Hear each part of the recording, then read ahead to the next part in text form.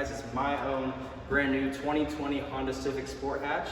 And if you didn't notice, it's actually parked right next to Joey's car, and that's because we moved in together.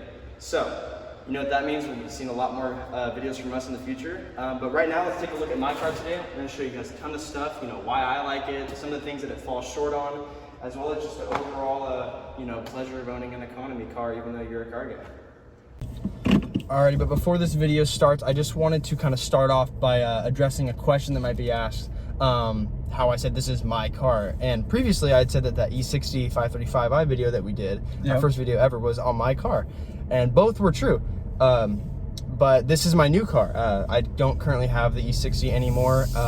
You know, after about 1.5 years of ownership, 2 years or so in the family, it gave out. There's no other way to really put it. 135k miles. Engine knock, serious issues that you don't want to do a full like engine rebuild job for. Yeah, exactly. And I mean, part of that could be due to the modifications that I had on it. I had a few bolt-ons, no tune.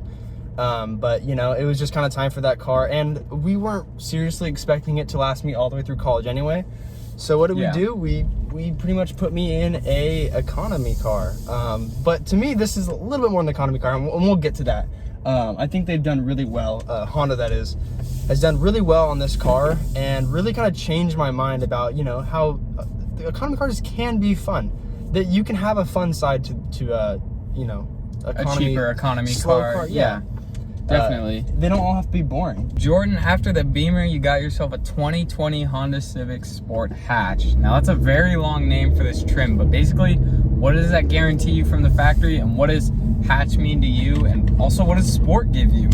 Yeah, so this car has a few things, and like I said earlier, it's to me a little more special than the sedan for a few reasons. But basically, to start out like with some specs on it, this car has 180 horsepower and I think 170 something for the torque figure, which is actually 6 more horsepower than the sedan.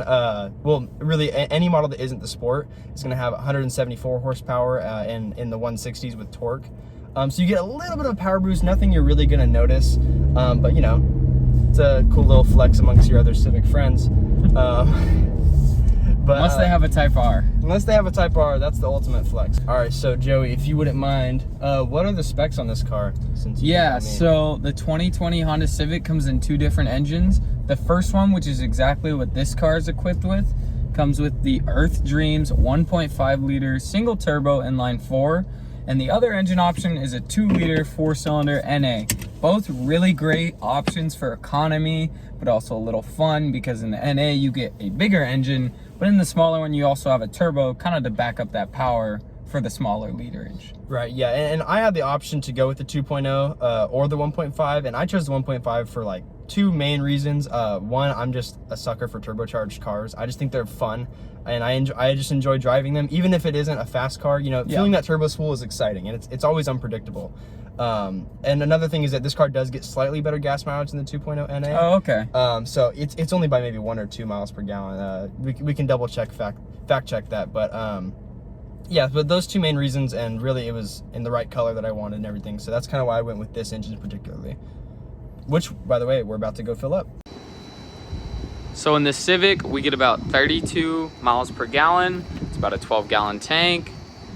Yep, and especially now with like pretty much all highway driving and not much city driving, or really driving in general, I noticed that like tanks will last me 1.5 to 2 weeks easy, and based on my estimate, it should be right around or maybe just under $30 to fill up, but we'll see. I'm not sure. I didn't exactly look at the prices, but we are going to go with Supreme because turbocharger. Yeah, we're out here in sunny San Marcos. It's about $3.70 a gallon, so it is a little bit more expensive right now than it used to be, but we will see how much it'll cost. Alrighty, so after everything's said and done, ended up paying around right under $34 for just about 9 gallons. So not too bad, definitely better than what I was used to in the E60. I mean, 65, 70 bucks easy to fill up that 17.5 gallon tank, and this gets way better gas mileage, like over double, and you know, more fuel efficient and smaller gas tank. So I'm saving money and I'm saving the world. So on the 2020 Civic in general, what transmission options do you have from the factory? Yeah, so kind of cool part about getting the Sport Hatch is that it offers a 6-speed manual transmission, which is something they don't Nice. offer on most of the models. But sadly, even with that fact, I got a CVT. Yeah. It was just, I needed a car. I mean, I was just desperate. They didn't have any manuals on the lot. They would have had to like order one and then ship it to where I was buying my car at that delership, and it was just And it was a good deal. It was late at night, and I got a really good deal on it. Well, I can get into that in a moment. But it made sense. It's easy, but I mean, there isn't a day that goes by that I'm not on the freeway wishing I was just roaming out in gears or taking a corner. So definitely, if you have the chance to get yourself in a manual transmission car. Definitely. Unless you know you hate it, get yourself in a manual transmission car. I don't think you'll regret it. So you mentioned this car either comes with a 6-speed manual or a CVT transmission. What are your thoughts so far, as you've owned the car for a little while, on this CVT or CVTs in general? Listen, I mean, I won't have to deal with any reliability issues because this car only has almost 6,600 on the odometer. Yep. But do not buy a CVT transmission, please. If you enjoy driving, like, at all, I mean, like, it still gets around. I can still have fun in this car, but like, man, like, I wish I could just like downshift for real, like. Yeah. And it's just not as good. It's not as reliable. It's good for gas mileage, and that's what the customers care about, mainly buying this car, of course. But yeah, it definitely downgrades the experience of driving overall. Right. These CVTs exist for people who are like, I don't go that rowing your own gears. What is that like? Why would I want to do that? That's so annoying. They could literally just do it for me. And so they took out all the gears and they made all the fun go away, and now you just go point A to B. Yeah. So. And that's what this car's about, really. If you can't tell, I'm a bit salty I didn't get the manual, but you know, you live and you learn. I should mention it is a lease. I'm leasing it for 3 years. Supposed to put around 36,000 miles on it, and so that equals out to be about 1,000 miles a month. Totally doable for me.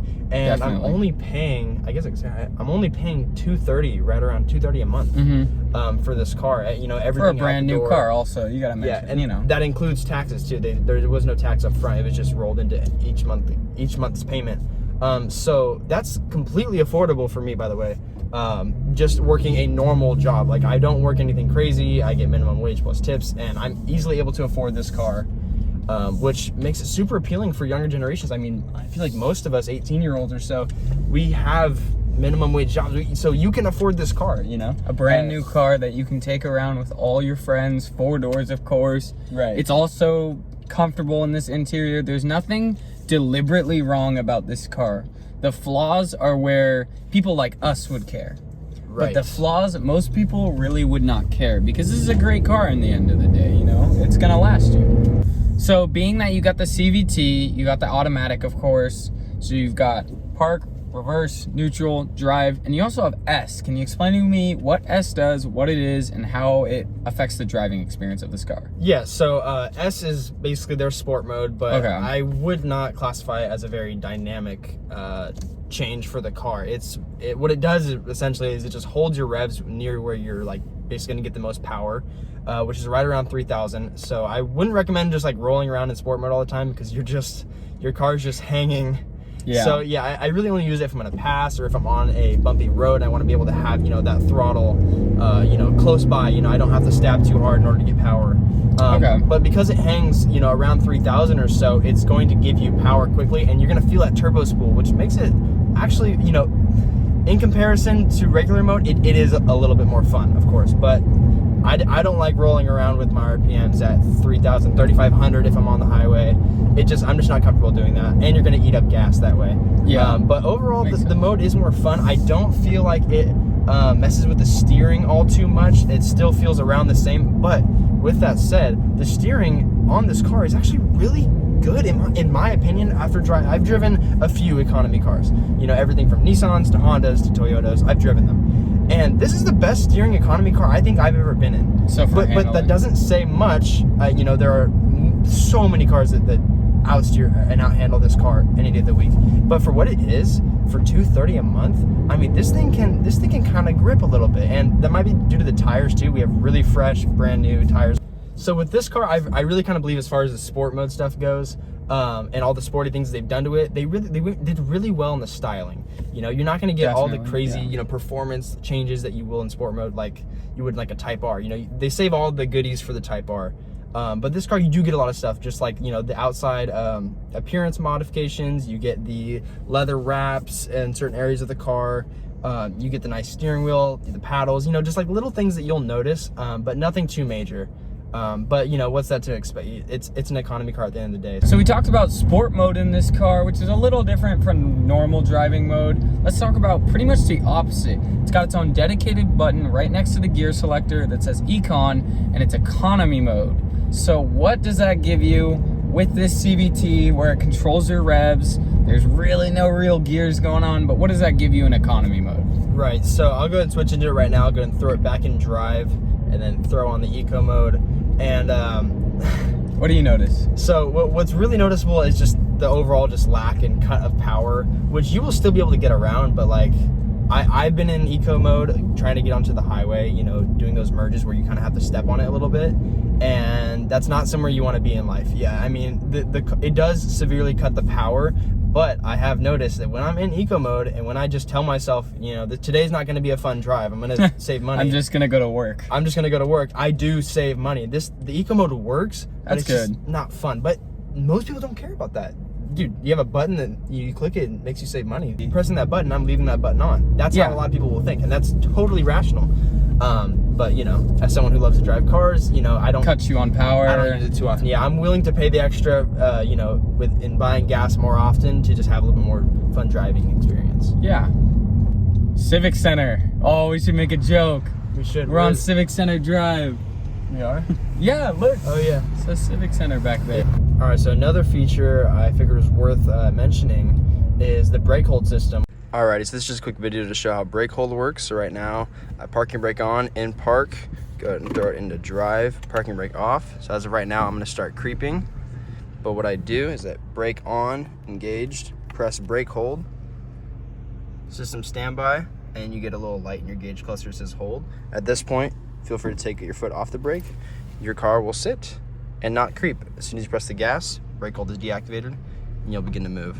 So I noticed while driving around in your gauge cluster that there are actually like almost like LED strips, light strips in your gauge cluster, and they keep changing colors. What can you tell me about that? What do they do? Yeah, so that actually ties back into the car's settings as far as driving. So pretty much they are eco gauges in a way. Okay. They're not. You also have an active economy meter right down there, but the lights are just active, and what happens is that when you're driving, you know, good economically, they will be green, solid green. And you know, if you're kind of pushing the barriers, you know, maybe you're using up a little more gas than you could be, they'll be like a light green, almost white. And then if you're just on it, man, those lights are white. Okay. And that's why actually in sport mode it disables it. And if you're in sport mode, your lights are always white. Always white. They know you don't care about your economy. But then I throw it back in drive, foot's off the gas, boom, my lights are all green. So, you know, it's a good way to kind of like actively look at, you know, how am I driving right now? Because I know, I can speak for myself here. I'll be driving sometimes and I'll just have my foot kind of planted in the gas pedal, not really realizing I could be using less gas than I am. Yeah, it's like a visual reminder. Exactly, and it's right there, right in front of you. You know, it helps you just save gas, and it's super easy. I'm not gonna lie, coming from when I was, you know, getting ready to purchase this car or lease it, coming from a BMW, I was really kind of, not upset, but I wasn't too hopeful or, you know, positive about, you know, what this car was gonna be and how much I'd like it. You know, is this just gonna be 3 years of boring until I can get myself into something better? But no, like, I have found myself more and more, the more I drive it, the more I experience it, I really do like this car. And it's better than my BMW in a lot of ways. Sure, it's not as fast. Sure, it might not get the looks that car might have. It's not as loud. You know, it doesn't have those exciting factors, but it's exciting in its own way. And, you know, it's kind of exciting to save money too, if I'm not gonna lie. Definitely. Out here adulting right now. The best car is a running car. Yep. And that's the logic you took on after the BMW, I guess. Yep. Beats walking. Woo! Alrighty, so it is just about time to get Joey behind the wheel. See what do you think? All right, driving the 2020 Honda Civic Sport Hatch. Instantly, I'm noticing I think this is a Honda thing, but the steering is surprisingly tight for such a budget-friendly car. Like, it definitely is budget-friendly, don't get me wrong. Yeah, but overall, sitting at a stop here, obviously it's very quiet, modern car, the AC feels really nice. Now we're gonna hop onto the freeway with me driving, all the safety stuff on. Sport mode? It'll do its job, it's got it. That's a pretty smooth acceleration for, you know, a CVT. And it's which is known to be rough. Oh yeah, definitely that. The lane keep assist is green, so does that mean it's active? Like it's in my gauge cluster. Yeah, so whenever you see those white bars, the lane lines I are see those. solid, that means it's working currently. So I can kind of feel it. it takes very minimal effort for you to take certain turns. So if I just now go one hand, just kind of just kind of rest your hand on it, let it know you're there, but it'll take care. Yeah, it's definitely moving the wheel. I'm not. That is so weird. Something that really bugs me is there's no cup holders in the back seats, and I just don't know why. Yeah, Like, it's just what's your excuse? Huh? I'm not really sure. I mean, you've seen a lot of more like modern cars. I mean, it's super common to just have the middle seat fold down. Yeah. That Hondas have that. Exactly. Not Very often do you have 5 passengers, but or at the least you see it in the door pockets. You have a little like cylindrical Inlet. area to fit a cup. But this car has neither. I mean, you could fit a cup in the doors. I just doesn't look made I just for wouldn't it. recommend it. They just didn't bother to implement it. I mean, they totally could have. It kind of just pulls away from the overall like this car being a full package. It doesn't have backseat cup holder. People are going to be back there all the time. People are back there all the time, and they have nowhere to put their cups in between their legs. The backseat windows don't roll down all the way, which personally bugs me when you're trying to put your elbow out or just get more comfortable. It doesn't bug a lot of people I know, because a lot of new cars have not, the windows don't roll down all the way. And this is just one of them, and it's kind of a newer design thing, but I'll probably get over it eventually, but it definitely bugs me. I know I'm probably not going to get over it anytime soon. I love having my forearm, hand out the window, and when you just have a big old piece of glass pane just stabbing into you, it's just so unnecessary. And I mean, I would definitely rather settle for a less aggressive styled car just so I can have my back windows roll down. And as far as like a few things that are just kind of cool to have around this interior that like you don't necessarily get in every car. For one, even though it's an economy car, it still has paddles. We kind of already talked about that. With the CVT, it's kind of iffy, but it's nice to have it. Kind of contradicting itself. Right. It literally doesn't make sense, but it's still cool to have. Cool to have. All right, so something else I feel like I need to touch on in this video is this car's sound system. Now, I'm guessing that Honda knew that their primary buyers are going to be between the ages of 18, 20 something, and we listen to music. We like our music played loud, we like it played well. And this car, it comes with such a great sound system for what it is. And the whole topic of this video is for what it is. I mean, for an economy car, this car has a really good sound system, better than some of the other cars I've driven, better than the $70,000 MSRP on my BMW that we reviewed. I mean, this sound system blows that one out of the water. So I'm just happy to see that they're adding all these crazy upgrades, like the safety, like the sound system, like whatever it is, the styling, in such a cheap car. But a nice feature to have in this budget-friendly of a car is actually Apple CarPlay and Android Auto. Now, I know we've talked about in our previous videos about Apple CarPlay and Android Auto. Go watch those videos also. But specifically, it's nice to see this on such a budget-friendly car. All right, Joey, so as we're finishing up, is there any last comments, anything you have to say? Well, I will say I did enjoy the car. I was surprised by how budget-friendly this car can be, but you're really getting yourself into something that could be a little fun if, you drive it right and all that. I'm still not a fan of the transmission, but that's just a given. CVTs, economy cars, that's kind of how it is. But I did enjoy the car, definitely.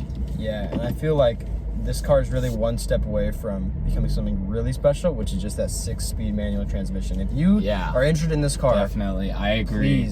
Please get the manual. Do what I did not. Take my advice. Get yourself in the manual. Alrighty, guys. that's it for today's episode of Two Dudes, Two Doors. Hope you guys enjoyed watching it, because we know we had a blast making it. Yeah, and you already made it this far, so why not consider subscribing to our channel? We'll have tons more content coming soon. Yep. Bye for now, guys. See ya. See you soon.